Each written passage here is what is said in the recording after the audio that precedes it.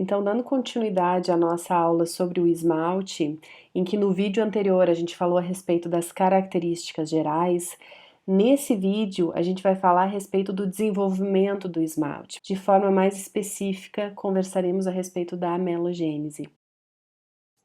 E a amelogênese, pessoal, significa formação do esmalte. Só que nós sabemos que os formadores do esmalte são as células que a gente chama de ameloblastos. Então não tem como a gente falar em amelogênese sem falar nessa célula. E vocês vão ver que em todo o percurso da amelogênese que a gente vai percorrer agora, essas células são as grandes percursoras do processo. E essas células, elas vão ter então um ciclo de vida, que nós chamamos, que é o ciclo de vida dos ameloblastos, ou às vezes também designado como ciclo vital, aonde elas vão passar de células indiferenciadas, lá da odontogênese, que nós chamamos no epitélio interno do órgão do esmalte, vão se diferenciar, vão ter o potencial então de secretar a matriz orgânica do esmalte, e vão passar pelo processo final, então, de morte celular. Então, todo esse processo a gente chama de ciclo de vida dos ameloblastos. E os processos que a gente vai ver agora envolvem esse ciclo de vida dessa célula. E para ficar mais didático, a amelogênese, ela foi dividida em fases. A fase morfogenética, a fase de diferenciação, a fase secretora, a fase de maturação e a fase de proteção. Então, ao final dessa fase, a gente vai ter em diversos momentos falado sim dessas células, dos ameloblastos, e vai estar falando a respeito de como é que vai estar se dando a secreção da matriz orgânica e a mineralização desse esmalte. Então, a primeira fase da amelogênese é a fase morfogenética, que é o que a gente vai estar trabalhando agora. E essa fase, ela nos remete lá de volta à odontogênese, na fase de campânula. E aí, novamente, eu trouxe aquele slide que a gente trabalhou naquele determinado momento da odontogênese, para que vocês retomassem esse conteúdo na lembrança de vocês. A fase morfogenética, então, é quando o epitélio interno do órgão do esmalte ele vai começar a cessar em regiões específicas a sua proliferação. E ao cessar, então, ele forma aquelas dobras iniciais, que vão ser as futuras cúspides ou bordos incisais, dependendo de cada dente. Nesse momento, a morfologia dessas células, que serão então os futuros ameloblastos, vai ser uma célula cúbica com um núcleo central, oval e grande. A gente vai ter uma quantidade esparsa de mitocôndria, o complexo de Golgi ele não vai ser muito desenvolvido e vai estar presente então na extremidade da célula próxima ao retículo estrelado. Então, todas essas características da morfologia celular do futuro ameloblasto, que agora por enquanto é uma célula do epitélio interno do órgão do esmalte, ela remete a uma célula que simplesmente está fazendo um metabolismo para sua manutenção e não para a síntese de material orgânico do esmalte. Então, depois da fase morfogenética, vem a fase de diferenciação, aonde nessa fase, literalmente o que vai acontecer é a diferenciação das células do epitélio interno do órgão do esmalte em ameloblastos. A gente viu isso lá na odontogênese e naquele momento eu mostrei para vocês exatamente a imagem que está aparecendo na tela de vocês, aonde a gente tem ali em roxo as células do epitélio interno do órgão do esmalte, que vão ser convertidas então em ameloblastos, e abaixo a gente tem as células formadoras da papila dentária, que são as células ectomesenquimais, e que vão se diferenciar em odontoblastos. E naquela oportunidade, a gente falou a respeito da conversa. E por conversa, a gente tem que entender uma conversa de moléculas, né? Uma conversa bioquímica entre uma célula e outra. Então, uma célula secreta um determinado produto que estimula um efeito na outra célula, que secreta um produto e que então leva a um efeito da primeira célula. Então, essa conversa molecular, essa conversa bioquímica, acontece para que ambas as células, tanto os ameloblastos quanto os odontoblastos, se formem. Mas nesse momento, como a gente está falando de esmalte, a nossa concentração, o nosso foco é em cima dos ameloblastos, é em cima dessa célula que a gente vai estar pensando agora. Bom, e o que acontece com essa célula, então, nessa fase, na fase de diferenciação? E aparece na imagem de vocês ali uma célula demarcada com o número 1, que é a célula que nós estávamos visualizando anteriormente, né, na fase anterior, na fase morfogenética. Aonde a gente tinha aquele núcleo centralizado, aquela célula cúbica. Na fase de diferenciação, essa célula então ela se alonga e de uma célula cúbica ela se torna uma célula cilíndrica.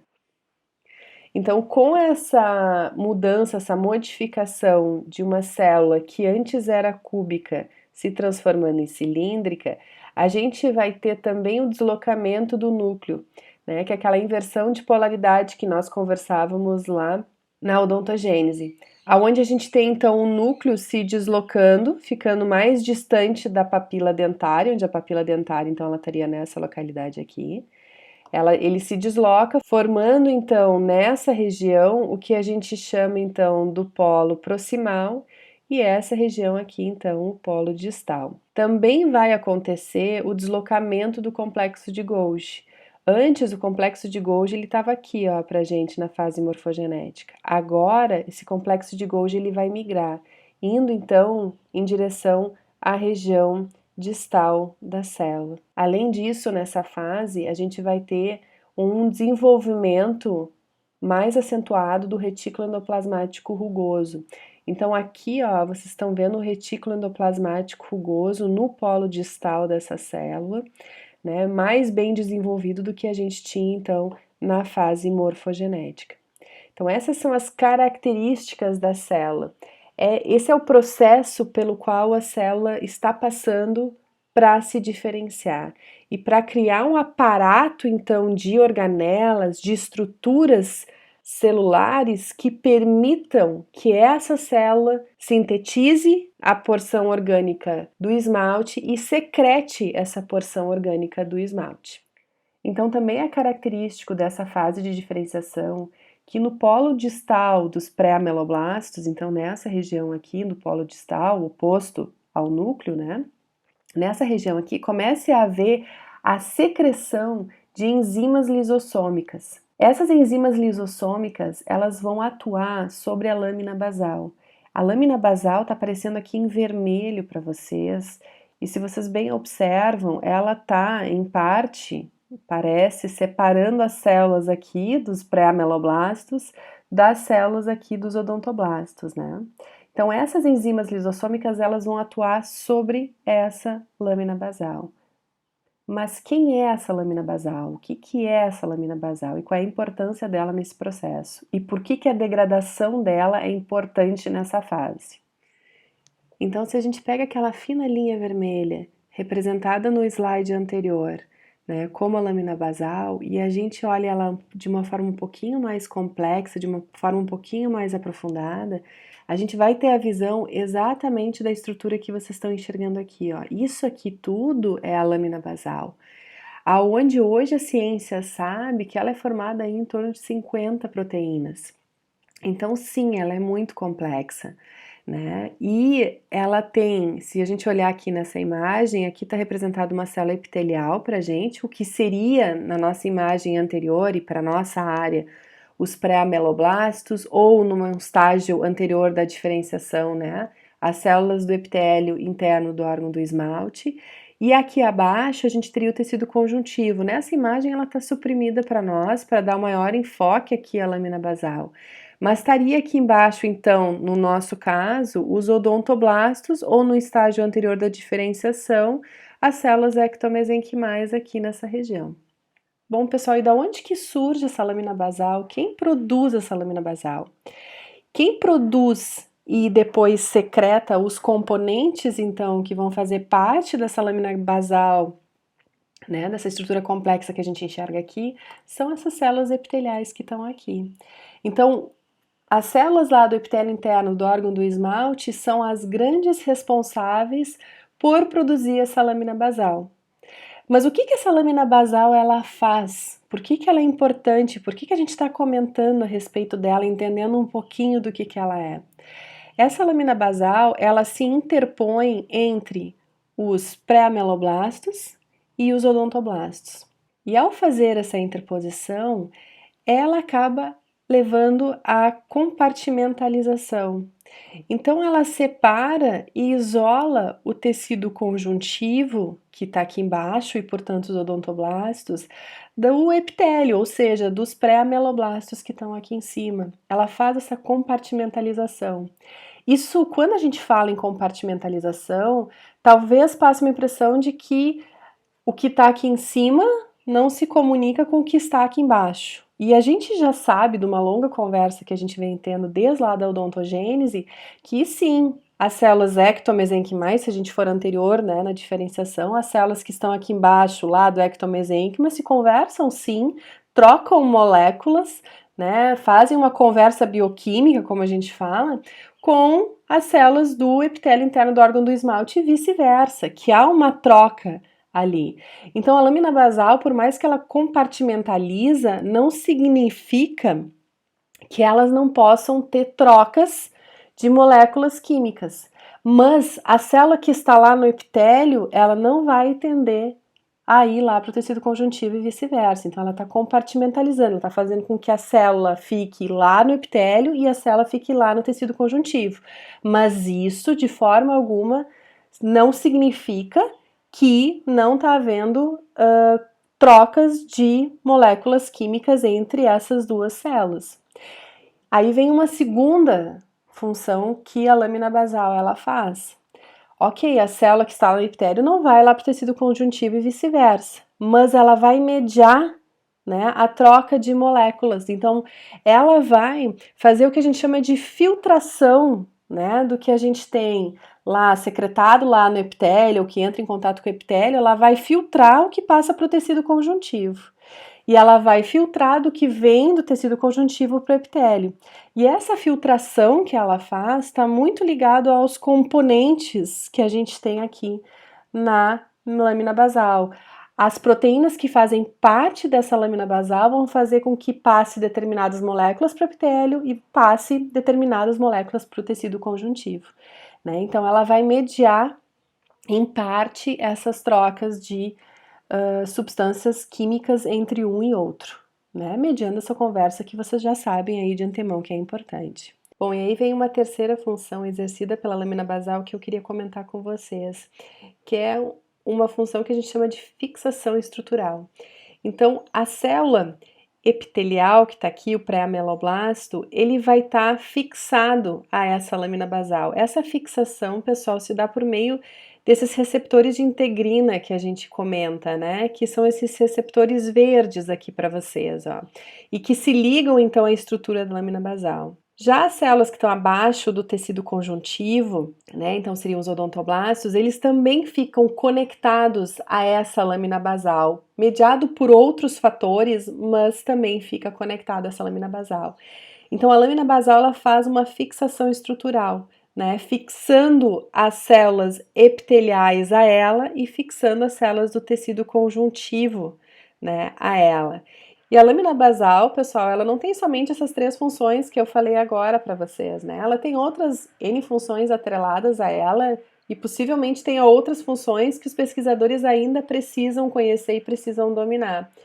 Mas essas três funções, elas passam a ser importantes para a gente compreender e a gente aí retornar, porque como está aparecendo na tela de vocês, foi uma observação para que vocês entendessem melhor a estrutura da lâmina basal e a função atrelada a ela, a gente vai retornar lá para as fases que a gente estava, né, que era a fase de diferenciação dos ameloblastos, para que a gente compreenda realmente a questão da diferenciação dessas células, né, e compreenda o que está acontecendo para a formação do esmalte. E isso envolve a descontinuidade dessa lâmina basal. Então vamos retornar agora para o que a gente tinha iniciado ali antes dessa observação que a gente estava comentando então sobre essa fase.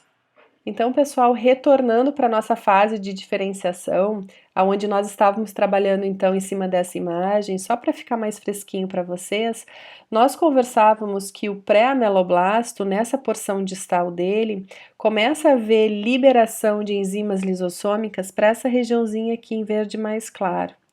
E essas enzimas lisossômicas, então, elas vão atuar diretamente sobre a lâmina basal, que está representado aqui em vermelho para vocês. Vocês agora bem sabem que a lâmina basal ela é rica em proteína. E essas enzimas, então, elas começam a clivar, elas começam a quebrar as proteínas constituintes da lâmina basal. E isso leva, então, consequentemente, à degradação dessa lâmina. Mas por que que isso é importante, né? Porque concomitantemente com a degradação dessa lâmina basal, começa a acontecer na porção distal aqui dos pré-ameloblastos a presença desses processos que vocês estão enxergando aqui, ó, apontado com o mouse, né? Que nada mais são do que pequeníssimos prolongamentos que são emitidos. Eles são bem curtos, né? Como vocês podem visualizar aqui, ó, e eles são numerosos. E esses prolongamentos aqui, ó, a partir do momento em que acontece a degradação da lâmina basal, eles vão entrar em contato com a dentina do manto, que está sendo secretada, então, aqui pelos odontoblastos. Eles vão entrar em contato também com os prolongamentos dos odontoblastos, que também foram se criando a partir do momento em que essa célula, os odontoblastos, né, em si, foram passando pelos seus processos, então, de maturação. E pessoal, aqui nessa imagem para vocês, a lâmina basal ela não está degradada, não é vocês que estão enxergando mal, ela realmente ela está ali presente, ela não está degradada.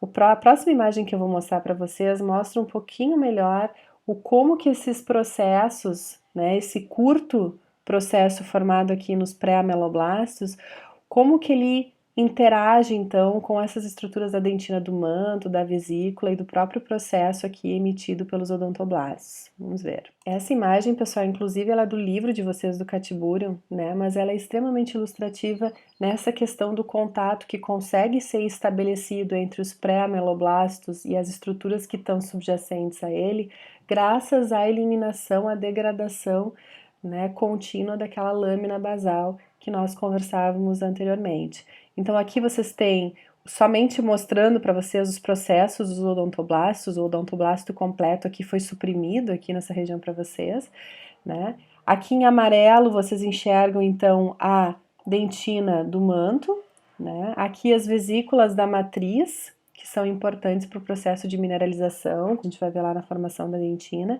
e aqui então os pré-ameloblastos aqui, né? Um pré-ameloblasto bem grande para vocês poderem enxergar ele bem.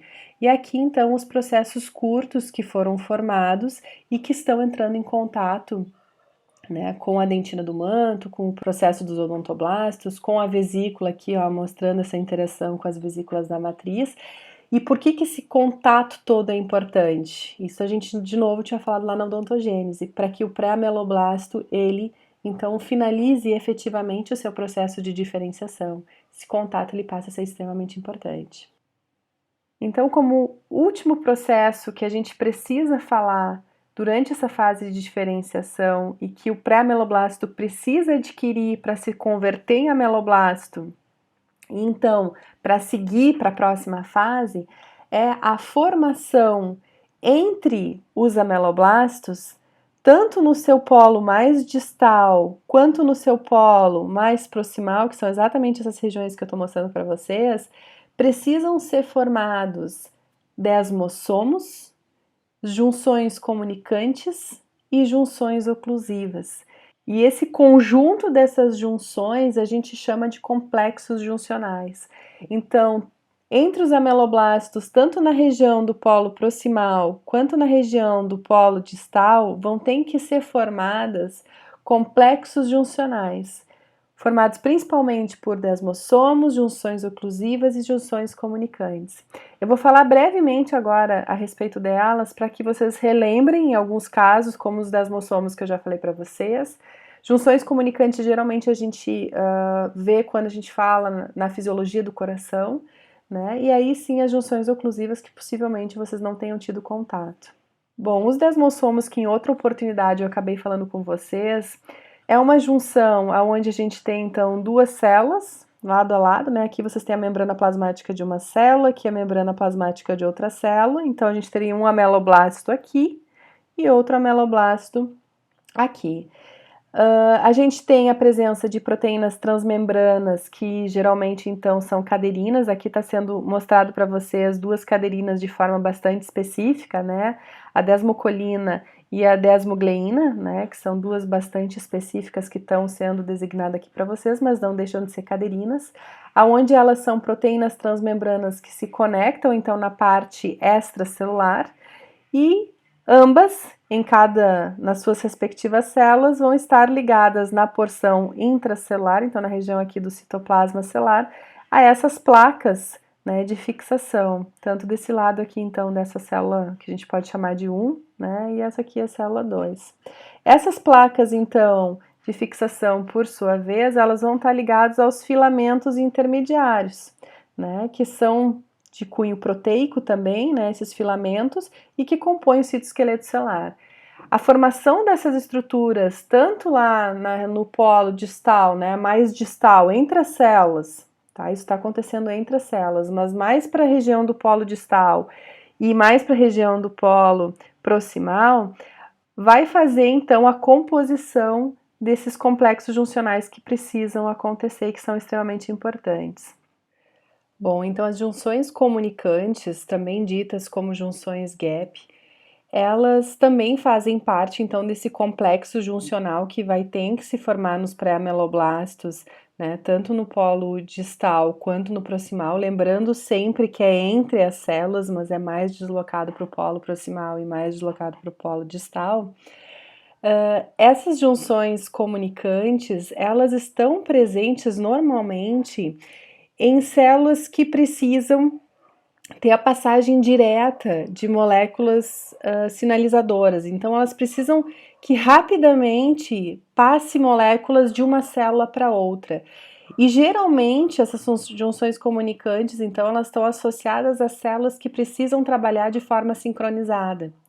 Se a gente pensar nos ameloblastos, os ameloblastos sim terão que trabalhar de forma sincronizada. Afinal de contas, todos eles vão ter que secretar o esmalte da estrutura dentária. Então, eles precisam trabalhar de forma sincronizada e, para isso, essas junções comunicantes são extremamente importantes. Só para que a gente consiga entender melhor como funcionam essas junções comunicantes, a gente vai só dar uma olhadinha um pouquinho mais específica como é que elas são.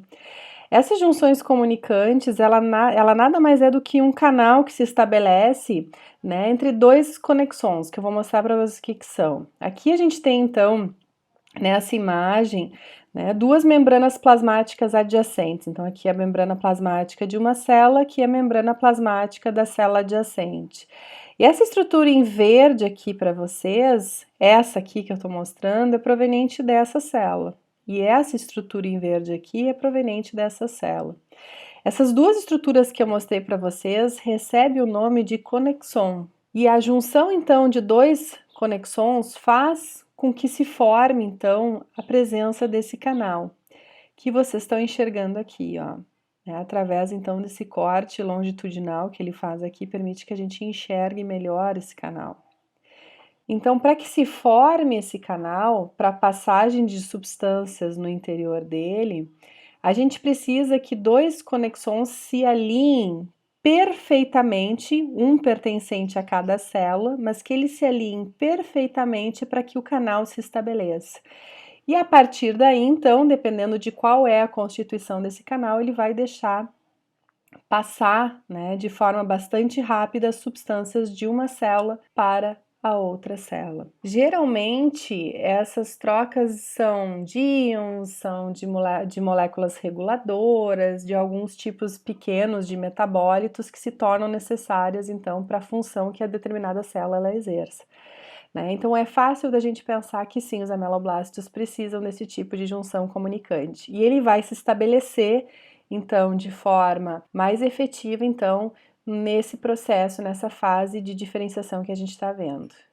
Então, as junções oclusivas, ou tight, como são chamadas em inglês, elas também vão fazer parte, então, desse complexo juncional que vai se formar. Junções de oclusão faz a função exatamente o que o nome está dizendo, ela oclui, mas ela oclui o quê? Né? Essas junções de oclusão, elas vão se estabelecer entre duas células adjacentes também. Então, são na verdade, aqui vocês têm, né, mostrando num desenho talvez mais ilustrativo, aqui uma célula, né? E aqui vocês têm então a outra célula. Aqui está representado para vocês os desmossomos, ó, para que a gente consiga ver ele nessa interface intercelular ali, né? Entre uma célula e outra. Aqui vocês têm então as junções oclusivas, sobre as quais a gente vai falar agora. Essas junções oclusivas, elas nada mais são do que proteínas. Se a gente pegar esse pedacinho dessa imagem e transpor ela para cá e ver no maior aumento, ela nada mais é. Aqui vocês têm a membrana plasmática, tá, pessoal? De ambas as células adjacentes. Ela nada mais é do que proteínas que atravessam a membrana e, portanto, são proteínas transmembranas de um lado, pertencente a uma célula, que se liga à proteína transmembrana do outro lado. E assim elas vão se ligando no decorrer de toda essa região que eu estou apontando para vocês. Então, isso aqui é sucessivas proteínas transmembranas unidas, né, de um lado e de outro, de um lado e de outro, de um lado e de outro, formando então esse cordão que vocês estão enxergando aqui, ó, que ele se bifurca, ó. Né? Então, formando essa estrutura de junções oclusivas. Bom, e existem 3 tipos de proteínas transmembranas que acaba fazendo essas junções oclusivas, né? Duas delas vocês estão enxergando aqui, que é a ocludina, né? E aqui é a claudina. São 2 tipos de proteína transmembrana com essa potencialidade aqui de fazer essas junções oclusivas. Mas eu retorno à pergunta: ok, junções oclusivas ocluem, né? Elas deixam então passar de forma seletiva, né? Que seria o mais correto. Ela deixa passar substâncias de forma seletiva ou moléculas de forma seletiva, mas deixa passar aonde? E aonde, pessoal? É entre as células. Então, aqui, esse espaço aqui, ó, é o espaço entre uma célula e outra. Se quiserem imaginar, um ameloblasto para cá e, né, o outro ameloblasto para cá, sendo essas aqui, então, as membranas plasmáticas adjacentes de um e outro. O que as junções oclusivas fazem é fazer de forma seletiva a passagem de substâncias nessa região aqui. Então, ela impede a passagem de diversas substâncias entre uma célula e outra. Isso é extremamente importante na síntese do esmalte. Isso também a gente vai retomar quando a gente vê dentina, porque ele também é extremamente importante na síntese, né, das nossas porções orgânicas da dentina, que exista essas junções oclusivas para impedir que substâncias entrem ou saem daquele esmalte ou daquela dentina em formação. Tem uma analogia que às vezes é bacana de fazer, que os livros algumas vezes trazem, que essas junções de oclusão, aqui essas junções oclusivas, é como se fossem zíperes, né, na membrana plasmática.